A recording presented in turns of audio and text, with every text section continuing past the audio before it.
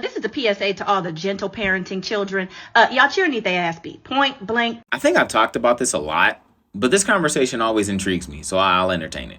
If we're going to argue against gentle parenting, stop moving the goalpost. Every time you guys make an argument against just being a gentle parent, the argument is always, oh, your kids are just running over you and they do whatever they want. No, that's passive parenting. Literally look it up. If you can't find any middle ground between abusive parenting and passive parenting, you don't need to be a parent. Let me break down y'all's style of parenting to a psychological level, right? And mind you, these aren't adults that y'all are putting y'all's hands on. These are children. Children, kids. So imagine you're a kid, 12, 13, 14, 15 years old, right? And every time you do something wrong, you're taught, and you've been taught throughout most of your life, that you're going to feel pain. And that's why you shouldn't do it. And a lot of the reason why gentle parenting is looked down on the way that it is like the Black community's neglect of mental health. But that's a completely different video for another day. But when people say strict parents create sneaky kids, I don't think y'all understand just how true that is. If over time your kids start looking at you as if something bad will happen to them anytime they do something wrong, they don't look at you as their parent. They kind of look at you in the same way that people now view cops.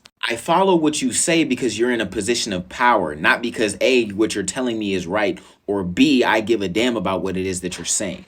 I guess I just don't see how it doesn't make sense to y'all that instead of approaching our kids with blunt force objects, we would approach them with a little bit of understanding and compassion because, again, they're kids. And this is my thing with y'all. The vast majority of you guys would not be putting your hands on your kids if they could legally defend themselves. Because if they could, that wouldn't go. Y'all would not be doing that. Like, could you imagine the psychological mentality of a boy that had to grow up into a man and with the mindset of, oh, my dad can only hit on me until I get bigger than him? Like, just think about that as like psychologically as a child. Y'all put y'all's hands on y'all's kids because you're lazy and it's the easy thing to do. Like, let's really call a spade a spade. Why does nobody want to admit this simple fact? Again, if you put your hands on your kids as a go-to method whenever they do something wrong, A, you suck as a parent.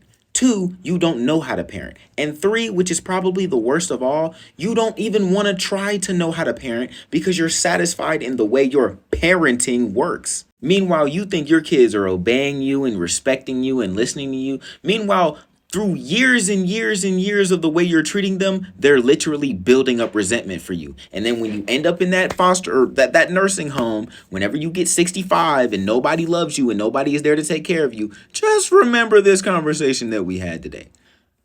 My dog.